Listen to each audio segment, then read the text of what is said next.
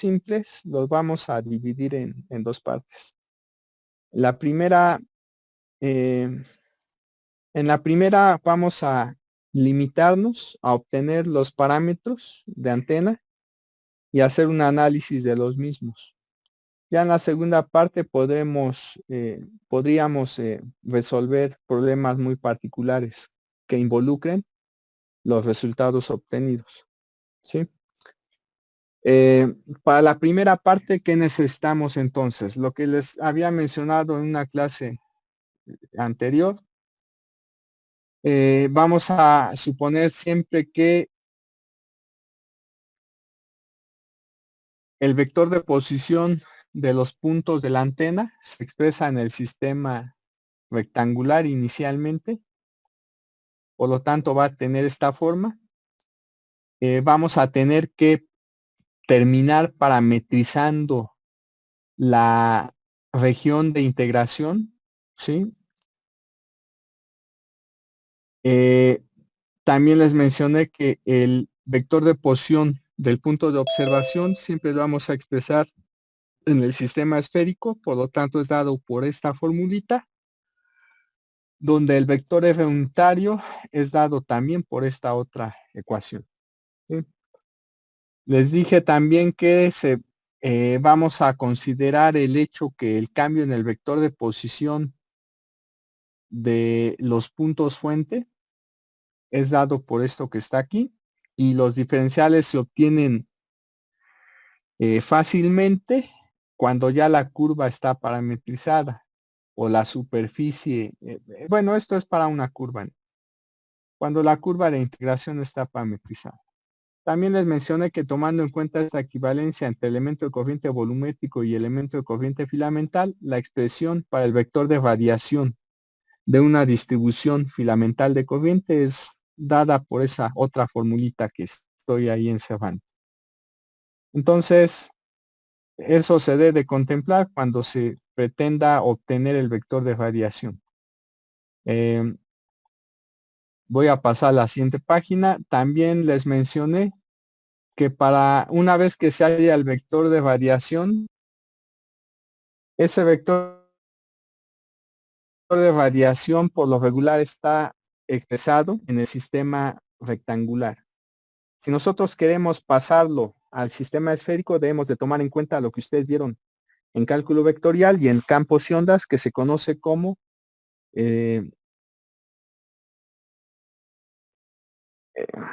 cambio de base, ¿sí? La idea es que pasemos de esta expresión del vector F que está escrito en el sistema rectangular a esta otra expresión en la que ya está escrito en el sistema esférico. Para esto queremos de contemplar estas tres reglas, bueno, estas reglas de transformación y estas tres ecuaciones que relacionan los vectores canónicos base del sistema rectangular con los vectores canónicos base del sistema esférico. Entonces, el procedimiento es el siguiente. Si se usa el método 1.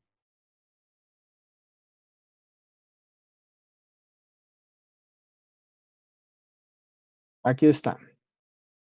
Tenemos las 6 ecuaciones. Tenemos el vector F inicialmente escrito en el sistema rectangular. Lo vamos a pasar al sistema esférico. Con ese método 1, ¿qué tenemos que hacer? Tomar en cuenta que la f sub x, f sub y y f sub z, estas tres componentes escalares del vector f son de hecho funciones de x, y y z. Como fx, fy y fz son funciones de x, y y z, a esas tres componentes las voy a representar de manera general por esta f sub i. F sub i es función de x, y z y es una función escalar. ¿Qué tengo que hacer primero? Lo que tengo que hacer es, en lugar de x, de y y de z, escribir el igual, tomando en cuenta las reglas de transformación. Es decir, sustituyo en lugar de x, y z, respectivamente f seno de teta coseno de phi, f seno de teta seno de phi y f coseno de teta. ya tendríamos con esto las componentes escalares del vector F escritas en el sistema esférico. ¿Qué tenemos que hacer después? Ya asumo que esta Fx, esta Fy y esta Fz las expresé en el sistema esférico. Lo que vamos a hacer ahora, bueno, aquí, perdón, aquí. Ya las escribí estas tres componentes escalares en el sistema esférico. Ahora vamos a usar estas otras tres ecuaciones. En lugar de x unitario vamos a escribir su igual, que es este vector. En lugar de y unitario vamos a escribir el igual, que es esto, y en lugar de z unitario, esto otro. Ya lo tengo aquí. ¿Qué tenemos que hacer? Sumar los términos semejantes. Para esto, ¿qué tenemos que hacer entonces? Simplemente agrupar. Vamos a agrupar en las componentes radial, esférica, angular teta, angular phi. ¿Sí? Entonces, para esto, ¿qué tenemos que hacer? Multiplico fx por seno de teta coseno de phi f unitario. Le sumo fy por seno de teta seno de phi f unitario. Le sumo fz por coseno de teta f unitario. Como vamos a tener un factor común que es f unitario, lo factorizamos y nos queda esto. Después multiplicamos fx por coseno de teta coseno de phi teta unitario. Le sumamos fy por coseno de teta seno de phi teta unitario. Le sumamos fz que multiplica a menos seno de teta teta unitario. Factorizamos teta unitario. Nos queda esto. Después multiplicamos fx por menos seno de phi unitario. Le sumamos fy por coseno de phi unitario. Y aquí no hay componente phi. El resultado final es esto. Ya tendríamos entonces con esto el vector f escrito en el sistema esférico. Todo esto que está aquí sería de hecho f sub f, la componente escalar radial esférica. Todo esto que está aquí sin el vector teta unitario sería la componente escalar teta. Y esto que está aquí sin tomar en cuenta el vector phi unitario sería la componente escalar phi del vector f. Bueno, de esa manera se pasa un vector al sistema esférico usando el método 1. Es el más directo. Hay un método 2, no lo voy a ver, pero también hay un método 3. Este sí lo voy a ver. Para pasar de aquí a acá, ¿qué necesitamos? Otra vez las reglas de transformación que relacionan las coordenadas del sistema rectangular con el esférico. Y esto otro. Esto que está aquí se conoce como la matriz de cambio de base. ¿Qué tenemos que hacer primero? Nuevamente, fx, fy y fz son funciones de x, y, z. Tenemos que sustituir estas reglas de transformación aquí.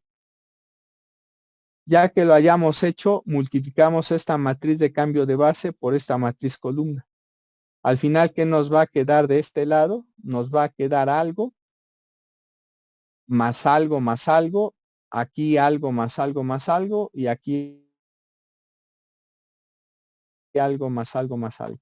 Entonces, al final igualamos este vector columna con el vector columna que tenemos del lado izquierdo. Y obviamente lo que haya aquí va a ser f sub f. Lo que tengamos aquí va a ser f sub teta y lo que tengamos aquí va a ser f sub phi. ¿Sí? Este método es más apropiado cuando se pretenden obtener los parámetros de manera, digamos, automatizada, utilizando ya algún programa como Maple, Matemática o MATLAB. ¿Sí? Eh, Simplemente se programa un poco y todo se le deja al programa. Vamos a ver entonces esto que está aquí. El procedimiento que nosotros vamos a usar para obtener los parámetros de cualquier antena filamental va a ser este, excepto la impedancia, por supuesto, porque para hallar la impedancia se requiere del campo cercano y de un resultado que todavía no hemos visto. Pero tomando en cuenta que si vamos a hallar resistencia a variación y resistencia de pérdidas óhmicas, entonces realmente lo que no hallaremos con este método es la parte reactiva de la impedancia de entrada de la antena, porque la parte resistiva es de hecho la suma de la resistencia a variación y de la resistencia de pérdidas. Entonces, vamos a hallar los parámetros de antena con los resultados que se obtienen al realizar este ejercicio, ¿sí? O resolver este problema. Entonces, ¿en qué consiste? Vamos a suponer que tenemos una antena filamental.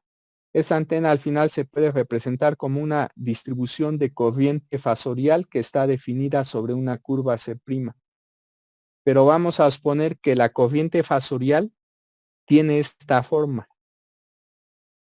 El fasor corriente es el producto de una constante I sub m, que en general es compleja, por esa función f con doble rayita. ¿Sí? Como esa función f depende únicamente de la posición y está asociada con el fasor corriente eléctrica, a la función f le podría llamar fasor f. ¿Sí? Bueno,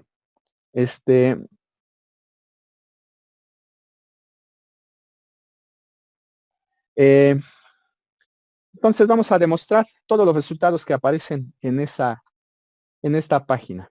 ¿Sí? Otra vez, ¿de qué vamos a partir? Nada más de esto y de todas las fórmulas que ya vimos. ¿Sí? Tanto en la parte de fundamentos de radiación como en la parte de parámetros de antena. Entonces, pues procedemos a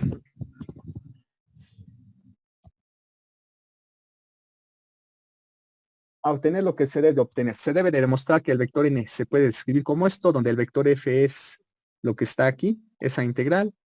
Después que A transverso es esto, que E es esto, que el módulo de E es esto, etcétera, etcétera.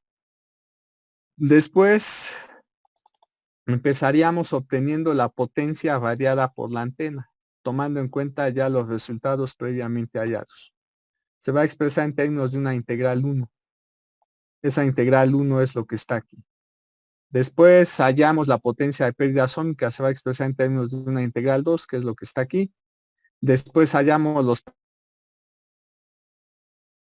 parámetros de antena que se van a escribir en términos de cantidades obtenidas previamente. De hecho, todos los parámetros de antena se van a obtener a partir de 5 cantidades. De hecho, de 4. De F transverso, de F, ¿dónde está? De F transverso, del modo de F transverso, de la integral 1 y de la integral 2. De hecho, pueden ver ustedes aquí. Y por supuesto, de la F con doble rayita, ¿sí? Del fasor F. Términos del vector con doble rayita. F sub E está en términos de la magnitud de F transverso. La resistencia a variación está en términos de la integral 1 y de la F con doble rayita. La resistencia de pérdidas en términos de la integral 2 de F, la directividad en términos de la integral 1 y del módulo de F transverso, etcétera. ¿Sí? Entonces vamos a empezar. En la siguiente página viene la demostración de las fórmulas que están en esta página. Entonces empezamos. Consideramos ya que el fasor corriente eléctrica tiene esta fórmula, es el rayita. ¿Qué tenemos que hacer? Tomar en cuenta que la expresión para el vector n de una distribución de corriente filamental es lo que ahí estoy seleccionando. Simplemente sustituimos el fasor corriente, que es el producto de I sub m por F con doble rayita, y se saca la integral. Lo que nos queda es la integral de f con doble rayita por esta exponencial por el vector de f'. A esa integral la vamos a denotar por el vector f mayúscula. ¿Sí?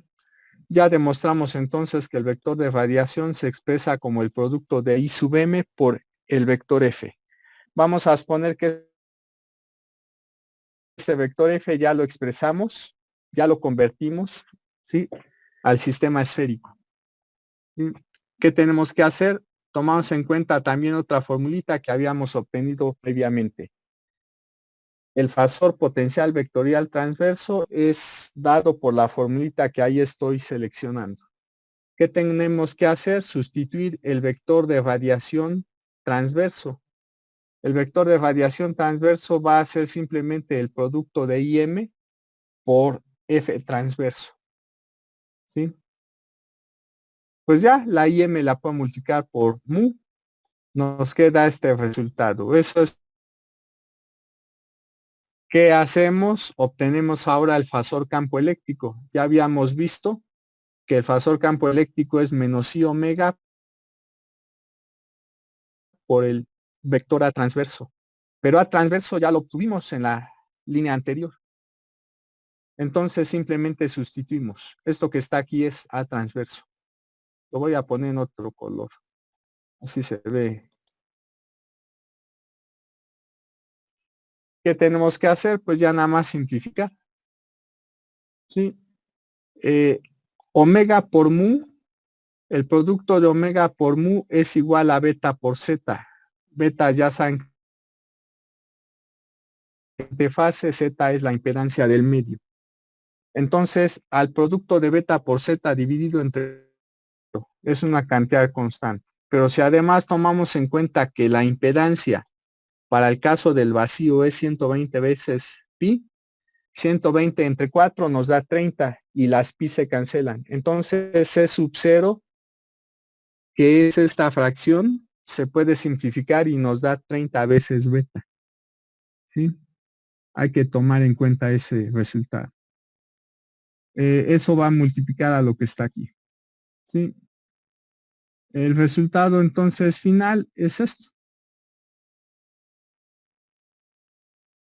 El fasor campo eléctrico es lo que está ahí. Si queremos hallar el módulo del fasor campo eléctrico, de acuerdo a lo que ya les he mencionado varias veces, sacamos el módulo en la expresión del mismo en cada uno de los factores que aparezcan en numerador y denominador. Entonces, saco módulo a cada uno de estos factores. Aquí ya está expresado.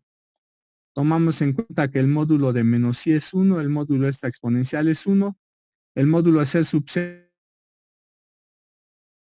al ser C sub 0 cantidad positiva queda como C sub, el módulo de F es R, el módulo de I sub M queda expresado y el módulo de este vector F transverso queda expresado. Ya obtuvimos con esto la magnitud del fasor campo eléctrico. Es una constante por esta función F. Bueno, por esta función, perdón, que es el módulo de F transverso. Es lo que sigue. Vamos a hallar el vector. La fórmula para el fasor H es esta. ¿Qué hacemos? Sustituimos el resultado que ya obtuvimos en la línea anterior. El resultado que obtuvimos en la línea anterior es ese. Este que voy a poner en azul. ¿Sí? Esto es el módulo del, perdón, el fasor E. Esto es un escalar. Lo pasamos hasta al lado izquierdo. ¿Sí? Lo escribimos hasta el inicio de la expresión. Únicamente tendríamos que hacer el producto de este vector F con este vector. Ya está expresado aquí. ¿Sí? Si nosotros tomamos en cuenta que el vector F transverso tiene componente teta y componente phi, podemos hacer product cruz. Cruz teta nos da el vector phi. Y ese vector phi va a multiplicar a F sub teta. Aquí ya está. Después tomamos el producto cruz de F con phi unitario, nos da menos teta. Y ese vector menos teta unitario va a multiplicar a F sub phi. Aquí ya está. Entonces, esto que está aquí sería la expresión para el vector H o bien esta. Cualquiera de las dos nos es útil. Después, ¿qué sigue? Lo que sigue después es la obtención del vector de Poynting. Pero ya obtuvimos el fasor E. Perdón, el módulo del fasor E. Únicamente debemos de elevarlo al cuadrado y sustituir en la expresión. El módulo de fasor E, aquí lo tenemos. Es C sub 0 por el módulo de IM entre F por el módulo de F transverso. Entonces elevamos al cuadrado y sustituimos. Obtenemos esta expresión final para el vector P. Pero aquí aparece nuevamente otra constante. Aparece la constante C sub 0 al cuadrado sobre Z. Sería bueno que la obtengamos de una vez. C sub 0 sabemos que es 30 beta elevado al cuadrado nos da 30 beta, 30 al cuadrado por beta cuadrada. Z es 120 veces pi. Un 30 de aquí dividido entre 120, ¿cuánto nos da? Un cuarto. Pero del 30 que sobrevive, tenemos un factor 2 que se cancela con un factor 2 del 4. Eso nos da entonces 15 sobre 2 sobre 2. Pi, por supuesto, queda ahí. C sub 0 al cuadrado sobre Z es entonces 15 beta cuadrada sobre 2pi. Bueno, también en la expresión para H sucede algo similar. C sub 0 sobre Z, ¿cuánto nos da? C sub 0 es 30 veces beta, pero Z es 120 veces pi. Entonces 30 entre 120, ¿cuánto nos da? Un cuarto. C sub 0 sobre Z, entonces es igual a beta sobre ¿cuánto? Sobre 4pi. Y seguramente es lo que está aquí. Ajá. Bueno, eso hay que tomarlo en cuenta porque pues se hacen operaciones mucho más rápido de esa manera. ¿Qué sigue después? Allá la potencia total varía por la antena. Se usa esa fórmula que está ahí. ¿Qué tenemos que hacer? Obtener la magnitud del vector de Poynting. Pero eso es fácil. Saco magnitud a todo lo que tengo aquí. Como todo esto es una cantidad real positiva, su magnitud es ella misma. Y la magnitud de este vector unitario es 1. Para punto, P sin flechita es lo que estoy seleccionando. Lo sustituimos en la expresión para la potencia variada, que es esta. Aquí ya está, ya sustituí. ¿Qué tengo que hacer? Todo lo que es constante lo saco la integral, pero esta cuadrada se cancela con esta cuadrada. Y sobrevive C sub al cuadrado, módulo de IM al cuadrado, que son constantes. La saqué de la integral. Lo que me queda entonces dentro de la integral es lo que está ahí. El módulo al cuadrado de f transverso por el seno de teta. A esa doble integral le voy a llamar la integral 1. Con eso tenemos que la potencia variada por la antena es esta constante por la integral 1. Ya habíamos dicho que C sub 0 al cuadrado, la impedancia es 15 beta cuadrado. Me parece que es 2. ¿Sí? Bueno, pasamos allá a la potencia de pérdidas sónicas para alta frecuencia. Esta fórmula solo vale a alta frecuencia. Si la antena no está operando a alta frecuencia, esa fórmula es incorrecta, no se puede usar. ¿Sí? En todos los casos, a menos que se diga lo contrario, vamos a sus antenas que se están estudiando, se trabajan a alta frecuencia. ¿Qué tenemos que hacer? Sustituir el fasor I, pero sabemos que fasor I es el producto de I sub m por la función f con doble rayita. También sabemos que el módulo al cuadrado de un producto es el producto de los módulos al cuadrado de cada uno de los factores. Entonces, el módulo al cuadrado de este producto es lo que está aquí. Nuevamente, constante, que en este caso lo de I sub m al cuadrado, se saca de la integral. Con eso lo que se obtiene es esta constante por esta integral. A esa integral le llamo la integral 2. Con eso obtenemos que la potencia de pérdidas sónicas es esta constante por esta integral 2. ¿Sí? Ya obtuvimos las 4 cosas que necesitamos. Necesitamos F transverso, el módulo de F transverso, la integral 1 y la integral 2 para hallar todos los parámetros de antena. Ahora vamos a sustituir en las fórmulas que vimos para los parámetros de antena esos 4 resultados. Primera fórmula. Para hallar el vector longitud efectiva debemos de tomar en cuenta que es el cociente de n transverso entre i sub i. Pero n transverso es esto. I sub i es esto. ¿Qué es qué es el subíndice E? El subíndice E representa entrada de la antena.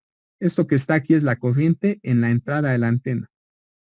El vector F subíndice E, ¿qué me representa? La posición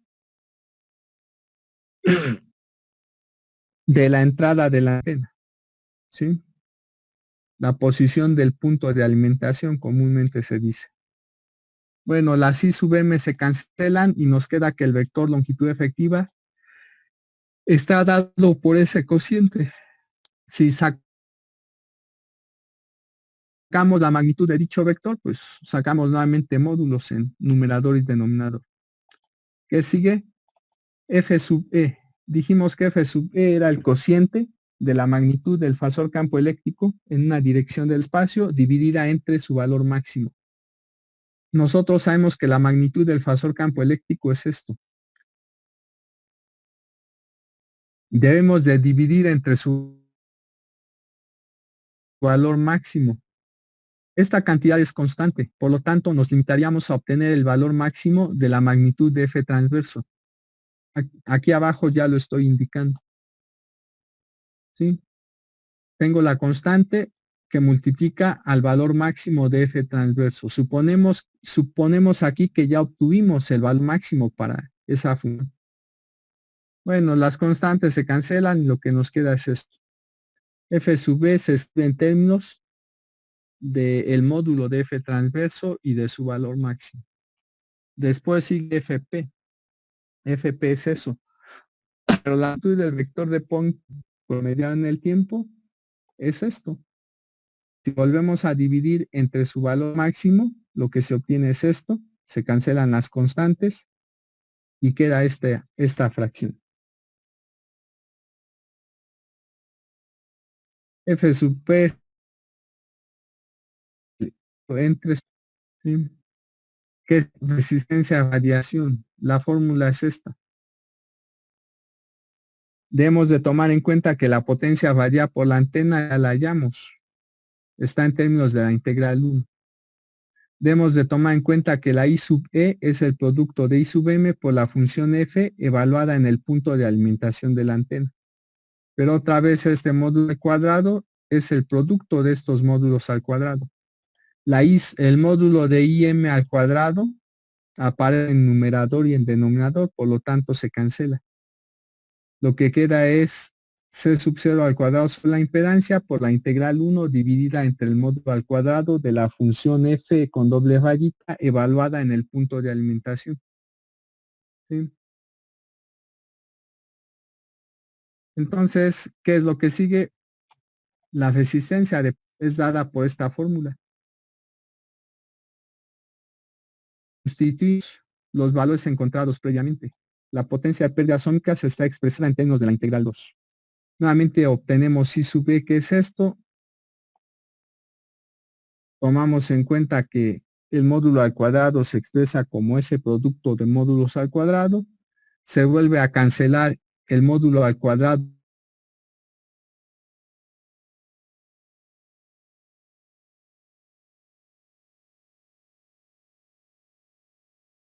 O sea, nos queda esto. Después, ¿qué sigue? La directividad. La fórmula que vimos para directividad es esta. Sustituimos la magnitud del vector de Poynting y de la potencia variada obtenidos. Aquí está la magnitud del vector de Poynting y aquí está la magnitud, aquí está de la potencia variable. Ahí claramente se ve que C sub 0 al cuadrado por el módulo de IM al cuadrado entre la impedancia se cancelan. Pero también esta R cuadrada con esta R cuadrada se cancela. Por lo tanto, sobrevive este 4pi, el módulo al cuadrado de F transverso, y sobrevive también la integral 1. Por lo tanto, la directividad es esto. ¿Qué es lo que sigue? Eficiencia. Como ya obtuvimos resistencia a radiación de pérdida sónica, simplemente se sustituye en esta fórmula y listo, ya tenemos la eficiencia. No sustituí porque no le vi ningún caso.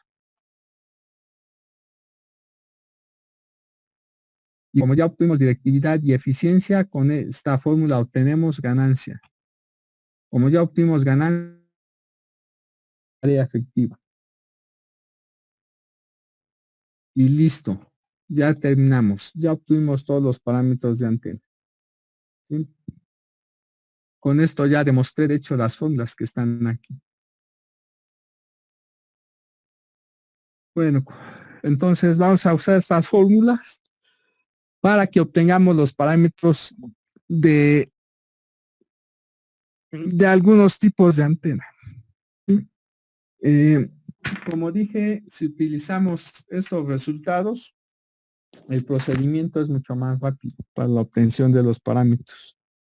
Entonces podemos dedicar un poquito más tiempo en un análisis de los resultados que se obtienen para cada caso particular. Vamos entonces a empezar con la obtención de los parámetros del dipolo eléctrico elemental, ¿sí? El cual vamos a representar muchas veces o a referirnos a él muchas veces por estas tres letritas. DEE. Bueno, ¿qué es un dipolo eléctrico elemental? Es una antena o radiador electromagnético cuya dimensión es mucho menor que lambda. Ya les había dicho qué es la dimensión de una antena. La dimensión de una antena es el diámetro de la esfera que circunscribe la antena. También podríamos decir que es el diámetro de la menor esfera que contiene a la antena. ¿Sí? Aunque no sea muy precisa esa segunda forma de decirlo. Bueno, de entrada el dipolo eléctrico elemental es una antena cuya dimensión resulta ser muy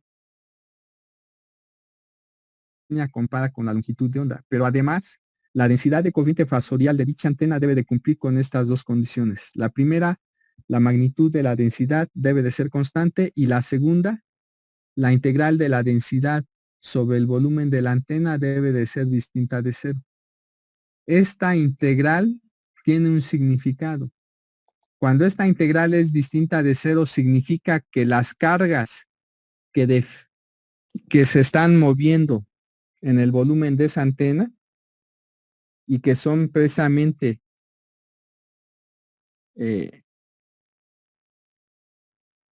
las que están representadas por esa densidad de corriente fasorial J, cuando esa integral es distinta de cero, significa que el flujo, que las cargas que se mueven en ese volumen B', lo hacen de tal manera que describen trayectorias abiertas, no trayectorias cerradas. Esto es una trayectoria abierta. Esto es una trayectoria abierta. Esto es una trayectoria cerrada. Esto es una trayectoria cerrada. Una elipse, trayectoria cerrada. Una circunferencia, trayectoria cerrada. ¿Sí? Entonces, el que esta integral sea distinta de cero significa que el flujo de cargas es tal que las cargas eléctricas que se mueven en este lo hace trayectorias alas. ¿Sí? Bueno.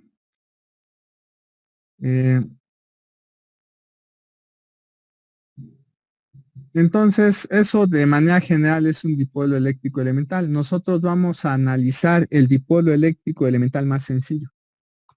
El dipolo eléctrico elemental más sencillo, como aquí se menciona, consiste básicamente en un alambre recto de longitud L mucho menor que el lambda y radio de sección transversal A, ¿sí? Se requiere que la longitud del alambre sea mucho mayor, radio de sección transversal A, para que ese alambre se pueda representar como un simple segmento de recta, ¿sí? Como una curva. Hay algo más. El fasor corriente eléctrica para este dipolo eléctrico elemental va a ser simplemente esa corriente constante I sub 0. ¿Sí? Bueno, entonces, ¿qué es lo que vamos a tomar en cuenta? Las fórmulas de la anterior. Y en esas fórmulas partía de este supuesto, que el fasor I se expresaba como el producto de una I sub m por la función f con doble rayita. Si yo tomo en cuenta esta expresión y la que está aquí para el caso particular del dipolo eléctrico elemental, ¿qué es lo que se concluye? Que la I sub m debe de ser igual a la I sub 0. Y que la función f con doble rayita para este dipolo eléctrico elemental va a ser simplemente la función unidad, la función constante 1. ¿Sí? Bueno, eso ya lo contemplamos. Ahora sí vamos a empezar entonces por obtener el vector f. Para esto que necesitamos ver cuál es la expresión para el vector previamente hallado. La expresión para el vector f es esta.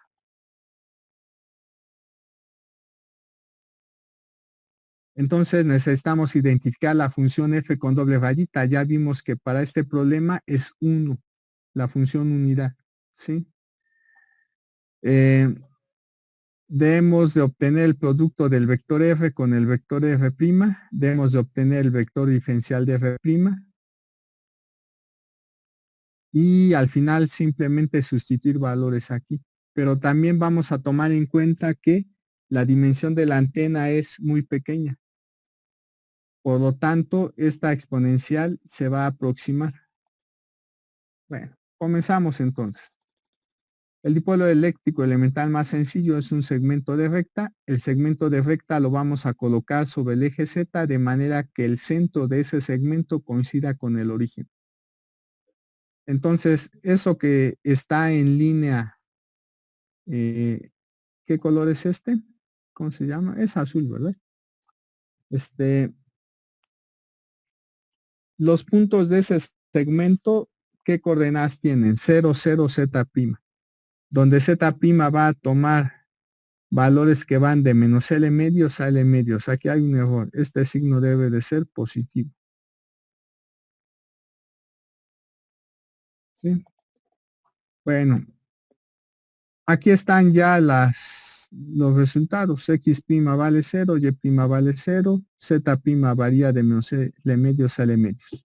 Esto describe el segmento o a la curva. Los diferenciales respectivos son estos. Como X', Y' son constantes, sus diferenciales son 0, solamente Z' cambia, su diferencial es distinto de 0. Procedemos a hallar el vector R'. Como X', Y' valen 0, R' es únicamente Z' por Z unitario. Procedemos a hallar el vector diferencial de R'. Estos diferenciales valen 0, diferencial de Z' es distinta a 0. Nos da esto. Vamos a hallar el producto punto del vector R unitario con R'. Tomamos en cuenta que el vector R unitario es dado por lo que está aquí. Entonces hay que hacer el producto punto de este vector con este vector.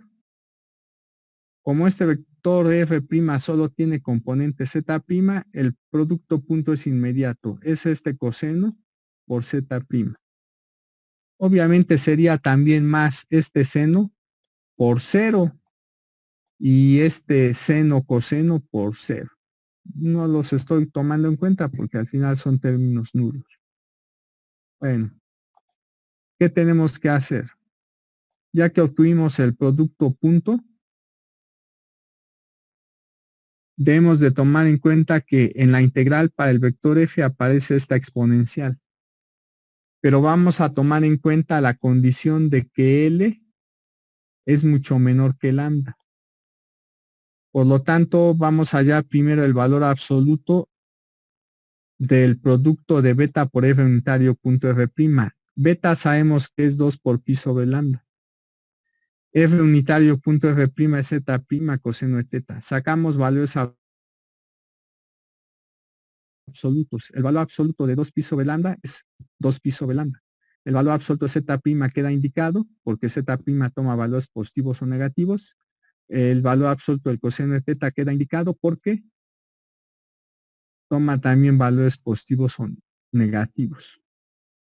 Pero si tomamos en cuenta que z' cambia de menos L medios a L medios, z' es en valor absoluto es menor o igual que L medios.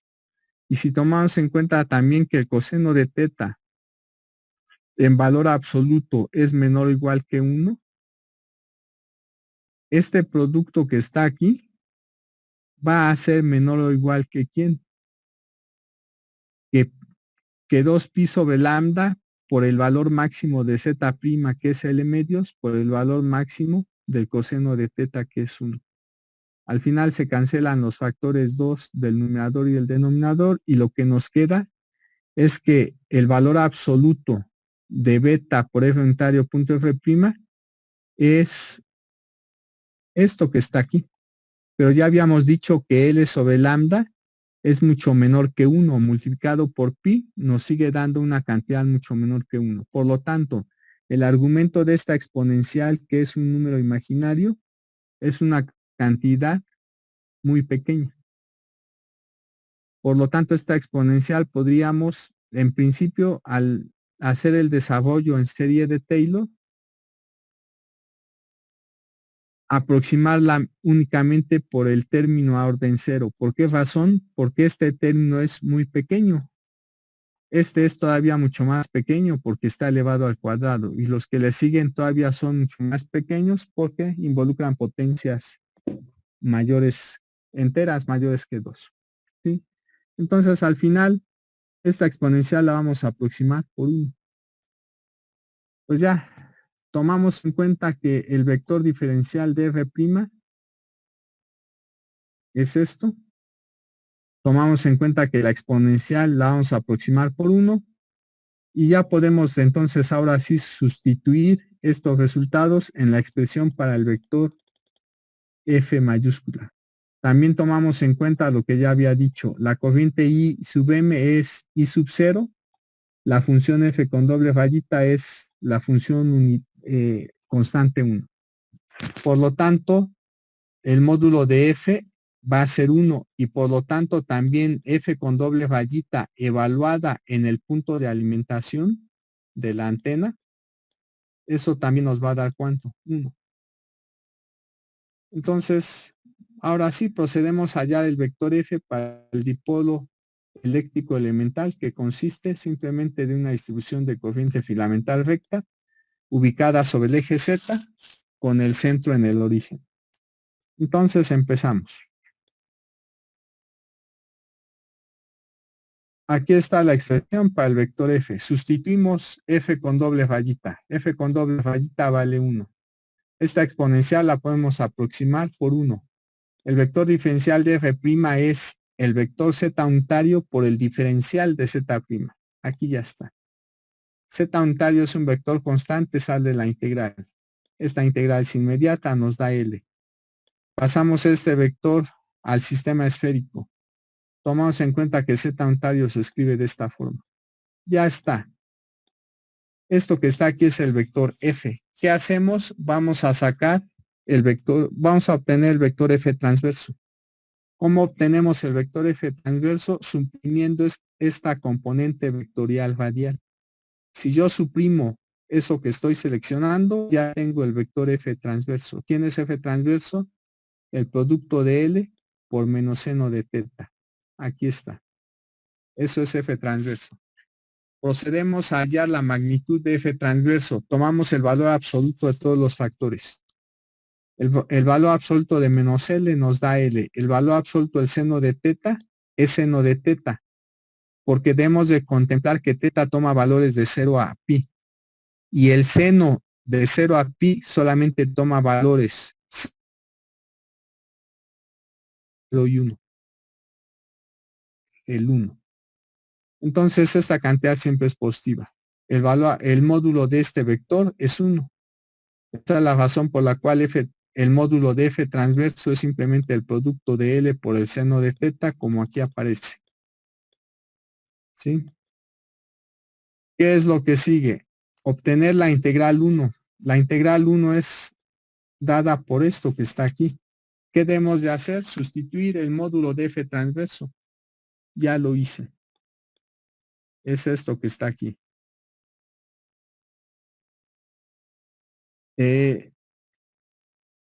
Tomamos en cuenta que L cuadrada es constante, por lo tanto sale de la integral. Tenemos aquí un seno cuadrado con otro seno, eso es la integral de un seno cúbico. Pero ese seno cúbico depende únicamente de teta. Aquí hay dos integrales, una en teta y una integral en phi. Significa que la integral en phi se puede hacer de manera inmediata. La integral en phi nos da phi evaluado, eso en 0 y 2 pi. Esa es la razón por la cual la integral en phi nos da un factor 2pi que multiplica L cuadrada. Y ya nada más lo que resta es obtener la integral del seno cúbico de teta. Se puede mostrar que esa integral es 4/3. De hecho, ustedes pueden verificarlo. Entonces, el resultado final es este. La integral 1 es 8pi dividido sobre 3 por L cuadrada. Pasamos allá a la integral 2. Debemos de tomar en cuenta que la función f con doble rayita es la función 1. Por lo tanto, esta magnitud al cuadrado nos da 1. ¿Qué nos falta? Sustituir diferencial de L'. ¿Qué es diferencial de L'? En general, diferencial de L' es igual a más menos la magnitud del vector diferencial de R'. Pero para este caso particular, este vector de R' que es z unitario por diferencial de z'. Sacamos módulos. Eso nos da el módulo de z unitario que es 1 por el módulo de dz'.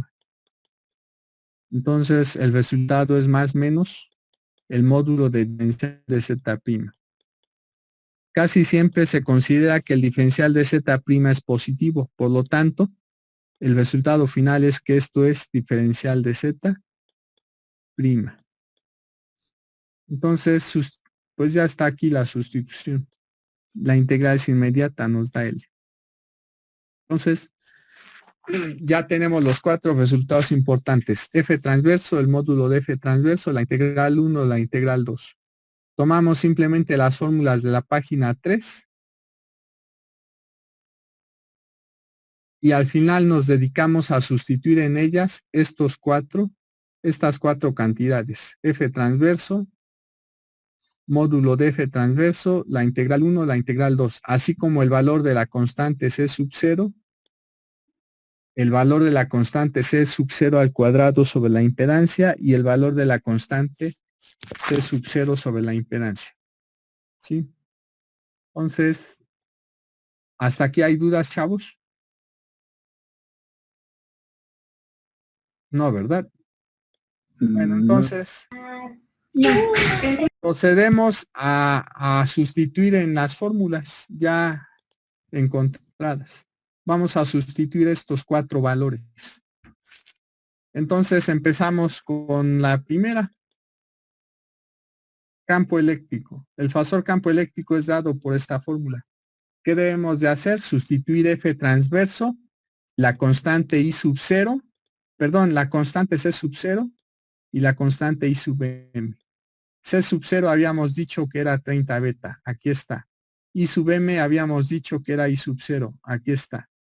F transverso dijimos que es menos L seno de teta, teta unitario. Ahí ya está sustituido. Simplemente nos limitamos a reescribir esos términos. ¿Sí? Este menos con este menos se va. Esta L la puedo poner después de la beta. Y el resultado al final es esto. Esto que está aquí es el módulo del fasor, perdón, es el fasor campo eléctrico del dipolo eléctrico elemental. Sacamos módulos.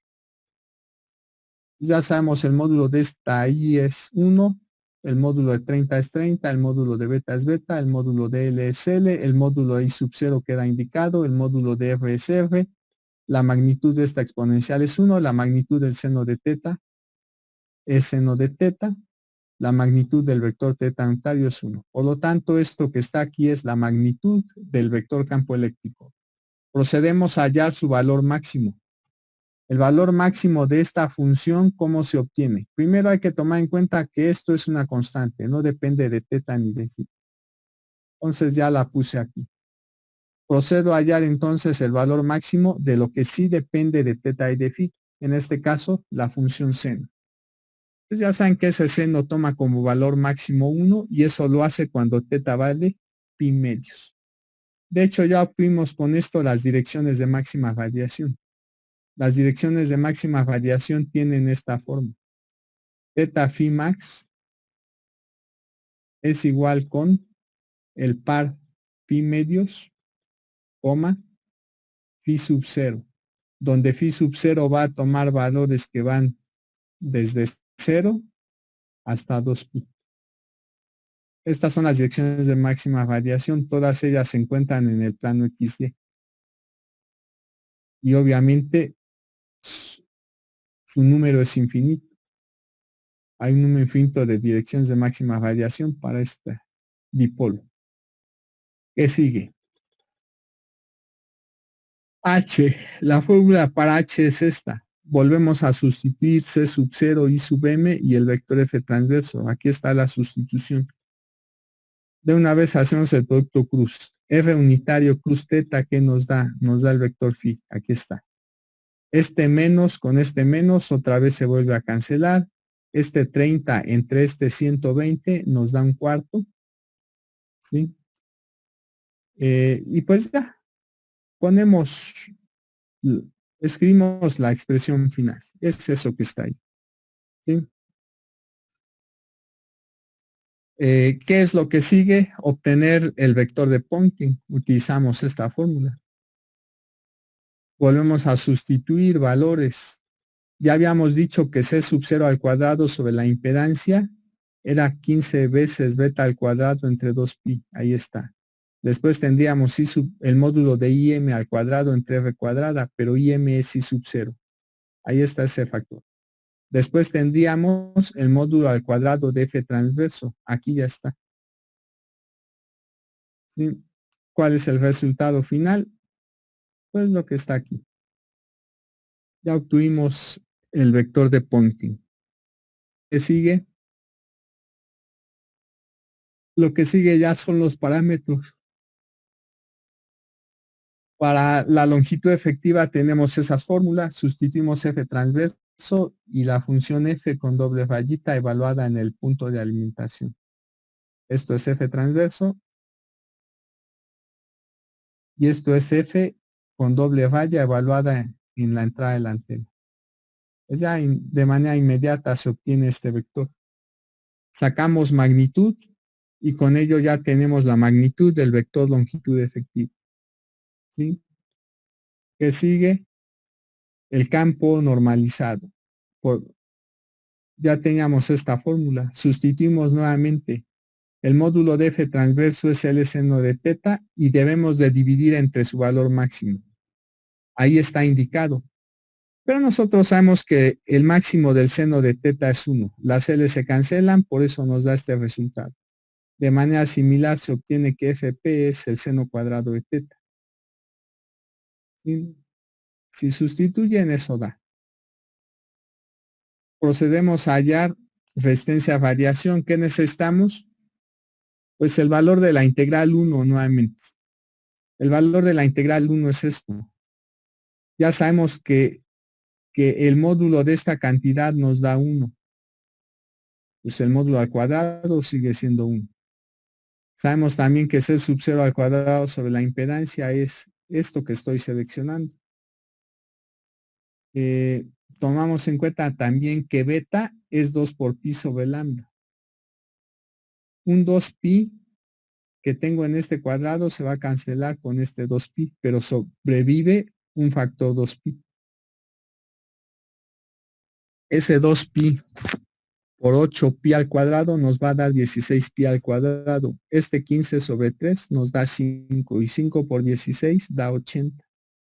Entonces, igual esta lambda está en un denominador y se eleva al cuadrado. Aquí tenemos una L cuadrada. Pues ya para pronto.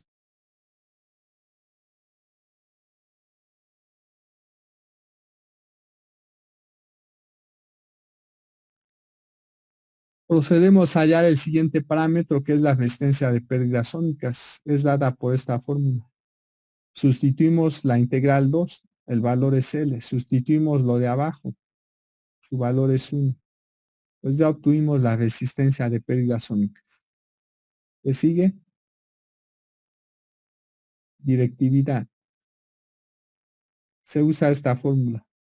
Sustituimos el valor de la integral 1, es esto, el valor del módulo al cuadrado de F transverso, es lo que está aquí. Claramente se ve que L cuadrada se cancelan, este 4 entre 8 me da 1/2, las pi se cancelan, este 3 pasa al numerador. Resultado final, 3/2 del seno cuadrado de teta.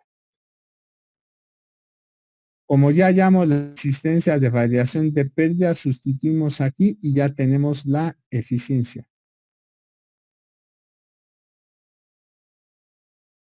Sustituimos en esta fórmula la eficiencia y la directividad y ya obtuvimos la ganancia. Sustituimos en esta fórmula ganancia y longitud de onda, ya obtuvimos el área efectiva. Y listo, ya terminamos. Ya obtuvimos todos los parámetros de antena para este dipolo eléctrico elemental. ¿Qué es lo que sigue? Hacer observaciones sobre esos resultados obtenidos. ¿Sí? Pero para esto debemos de tomar en cuenta lo que aquí estoy mencionando.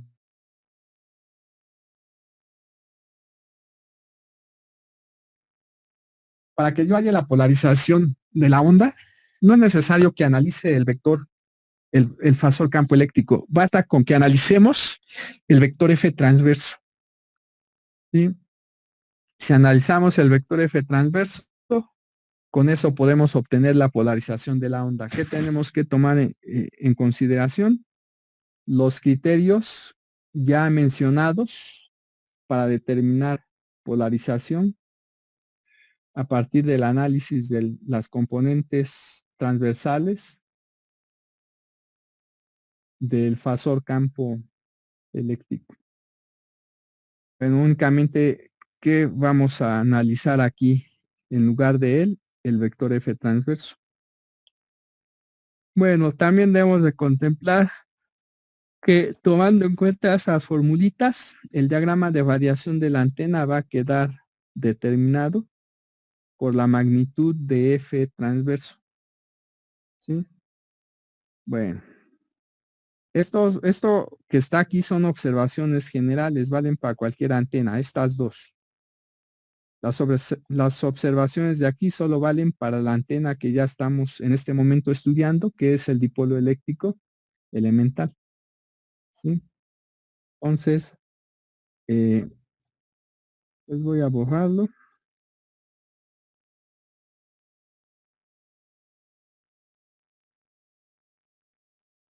Vamos a empezar. ¿Sí? Ya habíamos visto que para que pudiéramos analizar la polarización, ciertas componentes del fasor campo eléctrico las expresábamos en su forma polar. Como ya les dije, aquí basta con que se haga el análisis de F transverso. F transverso tiene esta forma. es F sub teta por teta unitario más F sub phi por phi unitario. Vamos a suponer que expresamos esas componentes en su forma polar. Tendríamos una F1 por la exponencial e a la i psi 1 por teta unitario más una F2 que es la magnitud de F sub phi por e a la i psi 2. Psi 2 es la fase de F sub phi. Esta F1 jugaría el papel de E1 cuando discutí polarización y esta F2 jugaría el papel de una E2. ¿Sí? Entonces aplicamos esos criterios vistos. Habíamos dicho que la polarización sería lineal cuando F1 fuera 0 o F2 fuera 0, o la diferencia de psi2 menos psi1 nos diera 0 o más pi o menos pi. En cualquiera de esas 5 situaciones la polarización es lineal. Es obvio que tomando en cuenta que este vector solo tiene una componente, es obvio entonces que la polarización de la onda electromagnética variada por el dipolo eléctrico elemental es lineal. Pero si también tomamos en cuenta que las direcciones de máxima variación tienen esta forma y evaluamos este vector teta unitario en la dirección de máxima variación, o sea, en teta igual a pi medios, phi igual a phi sub 0, se puede decir que esto nos da z unitario. Por lo tanto, este vector f evaluado en la dirección de máxima variación va a ser paralelo al eje z. ¿Sí? ¿Esto qué va a implicar entonces? Que la polarización, parte de que es lineal en cualquier dirección del espacio, en el caso particular de la dirección de máxima variación, es lineal vertical. ¿Sí? Eso es lo primero que se concluye. Ahorita les voy a, más adelante viene por qué teta unitario en la dirección de máxima variación nos da z unitario. Eso es, digamos, sencillo de terminar.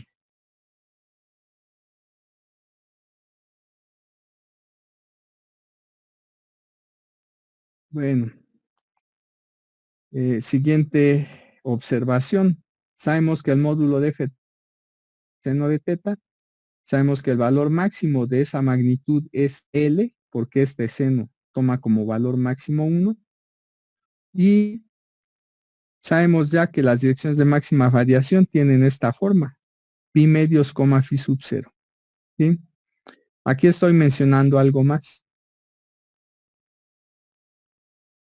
En la dirección de máxima variación, el campo eléctrico es paralelo al eje Z, como ya lo había dicho.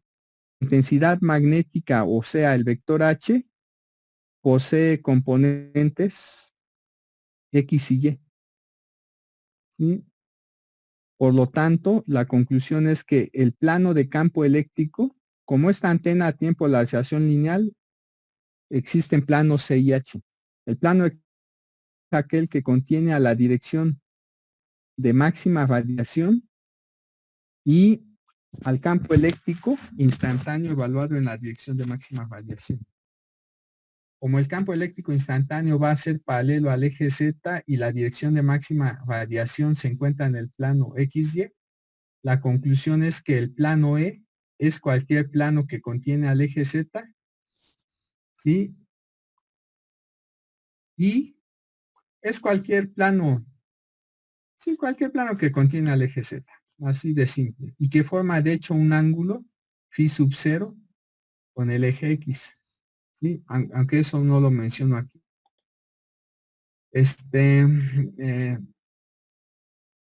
El plano de campo magnético simplemente va a ser el plano XY. ¿Cuál es la razón de ello? Aquí lo pongo. El campo eléctrico instantáneo es la parte real del fasor campo eléctrico por la exponencial e a la i omega t. Sustituimos el fasor campo eléctrico. Aquí está. Multiplicamos esta exponencial por esta exponencial. Este número imaginario sabemos que se puede expresar como e a la i pi medios. Este Número complejo se expresa en su forma polar. Suponemos que se expresa como el producto de su magnitud por la exponencial e a la i teta sub m. Multiplicamos las exponenciales imaginarias, aquí está. Todo lo demás, esto que voy a seleccionar a continuación, es una cantidad real, por lo tanto, la podemos sacar de la función parte real. Lo que nos quedaría ya nada más dentro de la función parte real es esta exponencial imaginaria, pues ustedes saben que la parte real de esa exponencial imaginaria es el coseno del argumento sin tomar en cuenta al número imaginario. Aquí ya está. Eso que está ahí es el campo eléctrico instantáneo. De manera similar se obtiene el campo magnético instantáneo. ¿Sí? Se hacen las debidas sustituciones, se procede de manera análoga a lo que acabo de explicar y el resultado final es que esto que está aquí es el campo magnético instantáneo. Mientras el campo eléctrico solo tiene componente teta, el campo magnético tiene componente ¿qué? Phi. ¿Qué vamos a hacer? Vamos a evaluar este vector teta unitario, vector phi unitario en las direcciones de máxima variación. Eso aquí está. También el vector F unitario en la dirección de máxima variación. F unitario en la dirección de máxima variación. Tomamos en cuenta que F unitario es esto y simplemente sustituimos los valores de teta igual a pi medios y phi igual a phi sub 0 en esa expresión. El seno de pi medios da 1. Seno de pi medios da 1. Aquí ponemos phi sub 0. El coseno de pi medios da 0. Esa es la razón por la cual F unitario en la dirección de máxima variación es este vector. Después acá evaluamos teta unitario en la dirección de máxima variación. Teta unitario es este vector. Simplemente sustituimos los valores de teta igual a pi medios y phi igual a phi sub 0. Coseno de pi medios da 0, coseno de pi medios da 0. Seno de pi medios da 1. Por lo tanto, el resultado final es menos z unitario. Igualmente, en la expresión para el vector phi unitario, sustituimos los valores de teta y de phi. Se obtiene esto. Se obtiene esto ya al final. Bueno, podemos graficar estos tres vectores. ¿Sí? F unitario va a tener componentes X y Y que están dadas por lo que está aquí. Phi unitario va a tener componentes X y Y que están dadas por lo que está aquí. Se puede ver fácilmente que este vector que estoy seleccionando con este otro vector son vectores mutuamente perpendiculares. Vamos a proceder a graficar esos tres vectores. Aquí están de hecho. El vector F unitario se encuentra sobre el plano XY. El ángulo que forma ese vector con el eje X sería este, phi 0. ¿Sí? Esto es F unitario. El vector phi unitario también se encuentra en el plano XY, pero es perpendicular al vector F unitario. Este ángulo es de 90. Y el vector teta unitario, es ¿qué? Es menos z unitario, apunta hacia abajo. ¿Sí? Entonces, el plano de campo eléctrico es aquel que contiene el campo eléctrico instantáneo evaluado en la dirección de máxima radiación y a la dirección de máxima radiación. Sabemos que el campo eléctrico es paralelo a este vector. Entonces, el plano que contiene a esta superficie es el plano E. Claramente es cualquier plano que contiene al eje Z y que forma un ángulo phi 0 con el eje X. De hecho, eso está mal. Es cualquier plano formado, es cualquier plano que contiene al eje Z, pero está formado por dos semiplanos. El semiplano que forma un ángulo phi 0 con el eje X y el semiplano que forma un ángulo phi 0 más 180 con el eje X. O sea, este semiplano y en la parte de aquí hay otro semiplano. Ambos, la unión de ambos me da el plano que contiene al eje Z. Bueno, ¿cuál es el plano H? El plano H es el que contiene al campo magnético instantáneo y a la dirección de máxima radiación. Esta es la dirección del campo magnético instantáneo, un vector que está en el plano XY. La dirección de máxima radiación también está en el plano XY. Conclusión, el plano H es el plano XY. ¿Sí? Bueno, entonces, eso es lo que tenemos para este dipolo eléctrico elemental. Si nosotros graficáramos el módulo, el F sub E y o el F sub P, obtendríamos de hecho esta figura. Esto que está aquí es el diagrama de radiación de campo y diagrama de radiación de potencia en el plano de campo eléctrico. Y esta figura es el diagrama de radiación de ambos en el plano de campo magnético. ¿Sí? Una vez que termine de discutir lo que viene ahí, les voy a explicar cómo se obtienen esas dos gráficas, cómo las tendrían que obtener ustedes a mano, si es que se las dejo de tarea. ¿Sí? Bueno, vamos a hacer el análisis en el plano de campo eléctrico. Vamos a obtener el ancho de asa a menos 3 decibeles. ¿Qué tenemos que hacer primero? Tenemos que obtener las direcciones a menos 3 decibeles. Para eso, ¿qué debemos de contemplar? Lo que ya les había mencionado. Si yo quiero hallar direcciones a menos 3 decibeles, puedo usar FP o puedo usar FE. Aquí voy a usar FE. FE es esto que está aquí. ¿Cómo se obtiene la dirección a menos 3 decibeles? Si FE se evalúa en una dirección a menos 3 decibeles,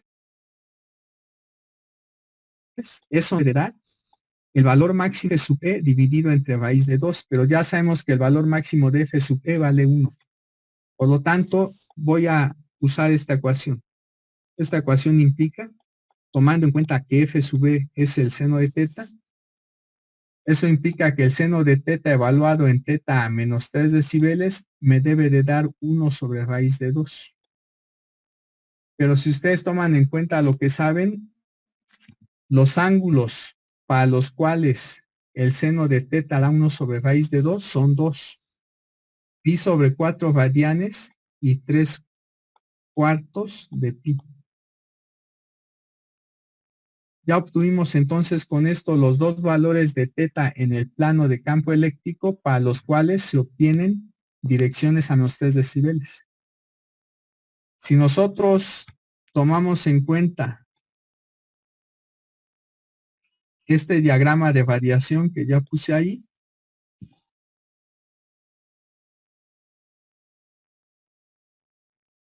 y tomamos en cuenta que F sub E es la gráfica azul, suponiendo que ese ángulo es de 45 grados, esa es una dirección. Bueno, este ángulo, me refiero a este ángulo. Ya saben que esto es teta. Bueno, no, ese sí, esto es eje Z, esto es teta. Si ese ángulo teta vale 45 grados, esta flechita representaría una dirección a menos 3 decibeles.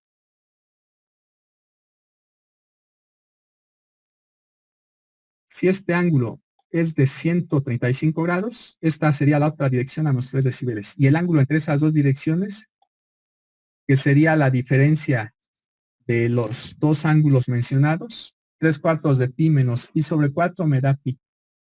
Entonces el ancho me da pi sobre 2, ¿no?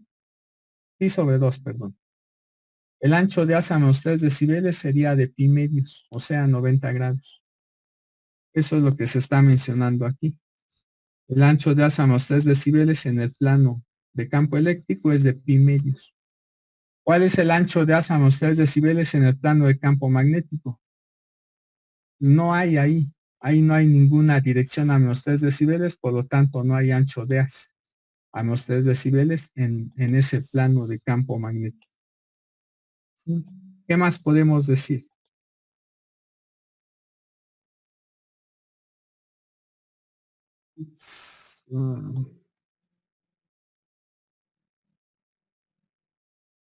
¿Qué más podemos decir al respecto? Bueno, de hecho, lo que está ahí, esto, puede probarse que la potencia variada en la región determinada por las direcciones a menos 3 decibeles es mayor o igual a un medio de la potencia total variada por la antena. Eso es un caso, eso es un resultado general, ¿sí? Pero eso solamente me da el valor mínimo de la potencia que se estaría variando en la región que se determina con los anchos de asa menos 3 decibeles. Bueno, voy a tomar en cuenta lo siguiente. Sabemos nosotros que F sub P en cualquier dirección del espacio es menor o igual que 1, pero mayor o igual que 0. Si yo integro sobre una esfera unitaria, ¿sí? Sobre la superficie, perdón, de una esfera unitaria, nos va a quedar que la integral de Fp sobre esa esfera unitaria debe de ser menor o igual que la integral sobre la superficie de esa esfera unitaria. Pero la integral sobre la superficie de una esfera unitaria nos da 4 veces pi. ¿Sí? Y esto que está aquí, la integral de f sub p sobre la superficie de la esfera unitaria no es otra cosa más que lo que yo llamé el ángulo sólido equivalente. Estamos obteniendo entonces con esto que el ángulo sólido equivalente siempre es menor o igual que 4pi. ¿Sí? Con eso obtenemos que el ángulo sólido equivalente es menor o igual que 4pi. Y con esto a su vez obtenemos que la directividad es mayor o igual que 1. ¿Sí? La directividad máxima. Esta sería directividad máxima. Pero ¿qué pasa si ahora en lugar de integrar sobre toda la superficie de la esfera unitaria, integramos solamente sobre la superficie de la esfera, pero en la región que se determina por los anchos de asa menos 3 decibeles? Bueno, ¿qué obtendríamos?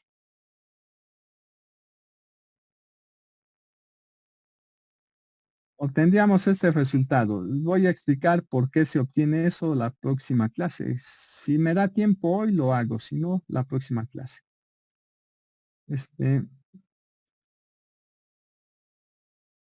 De hecho, la potencia variada en la región que al final está comprendida por las direcciones a menos 3 decibeles, como ya dije, es mayor o igual que un medio de la potencia total variada.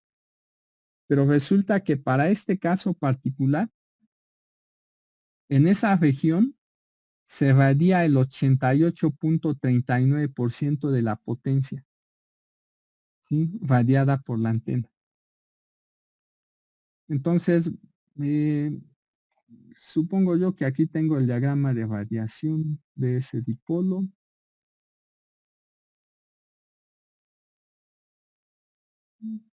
A ver.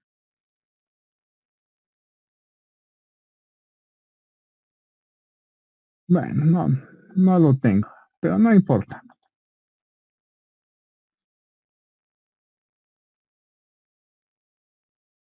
¿Dónde está el lápiz?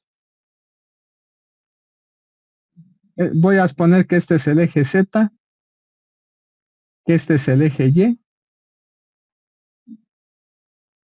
y que estas son las direcciones a menos 3 decibeles. ¿Sí?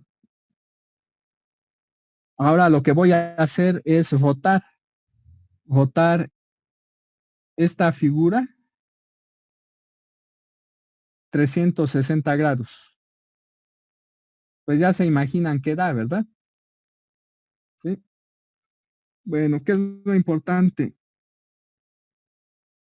En la región comprendida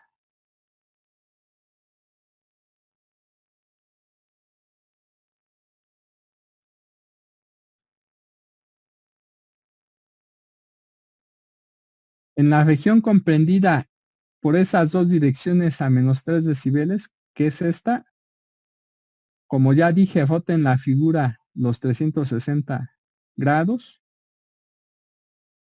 En esta región, una vez que ya rotaron los 360 grados, se varía el 89% aproximadamente de la potencia total variada por la antena. Eso significa que en esta otra región,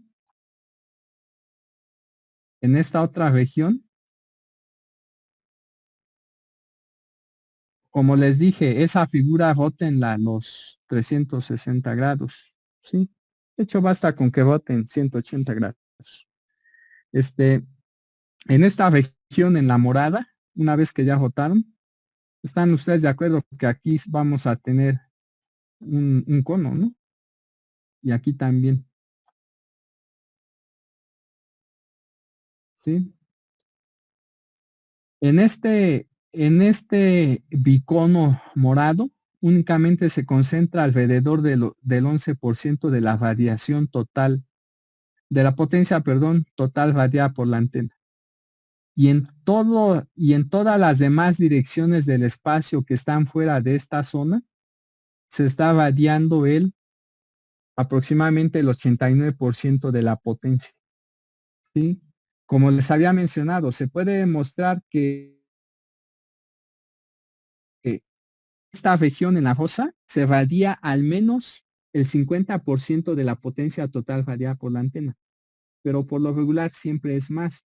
Y el porcentaje va a depender del tipo de antena.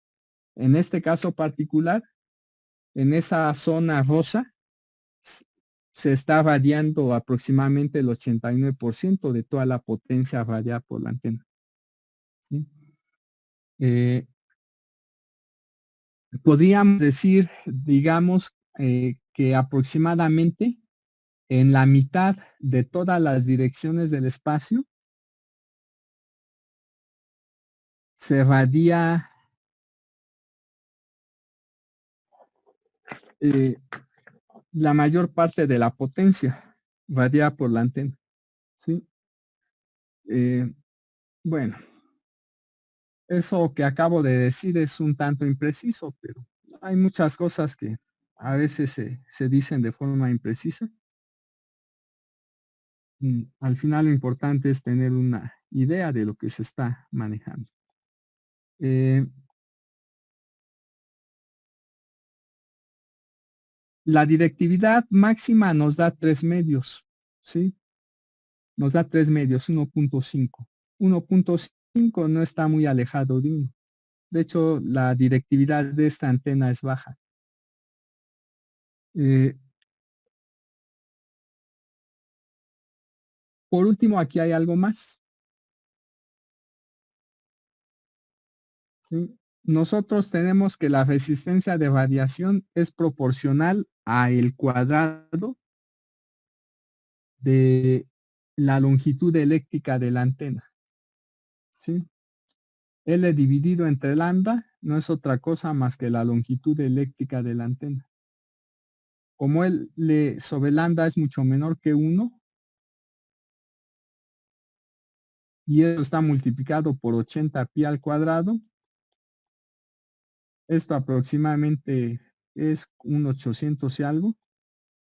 800 multiplicado por una cantidad que se supone es muy, pero muy pequeña, nos seguiría dando una cantidad relativamente pequeña. Esto que la resistencia a radiación de esta antena es baja, ¿sí? Si la resistencia de radiación de la antena es baja o es pequeña, pues ya de entrada este tipo de antena es un mal radiador. No nos serviría realmente para comunicaciones a grandes distancias si es que se utiliza como transmisor. Si se llegara a utilizar como transmisor, nos serviría únicamente para comunicaciones a corta distancia, ¿sí? Eh,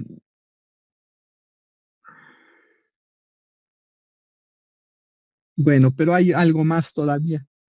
Resulta que en este dipolo se puede probar que bajo ciertas condiciones De hecho, para ciertas frecuencias, la resistencia de radiación resulta ser menor que la resistencia de pérdidas ómicas. Esto que va a implicar que la eficiencia va a estar por debajo del 50%. ¿Sí? Entonces, eso es lo que grosso modo tendríamos en relación a esta antena. Perdón, chavos, ya son las 10. Nos vemos la próxima clase. Un favorzote, les voy a dejar de tarea, antes de irnos, les voy a dejar de tarea que obtengan todos los parámetros de esta segunda antena, el dipolo magnético elemental. Aquí está el desarrollo. Si quieren pueden verlo, pero la idea es que ustedes después lo reproduzcan. ¿Sí? Entonces se los dejo de tarea. Nos vemos la próxima clase y gracias. Nos vemos, profe. Gracias, profe. Gracias, profesor. Buenos días. Hasta luego, profe. Hasta luego. Hasta luego, profesor. Gracias.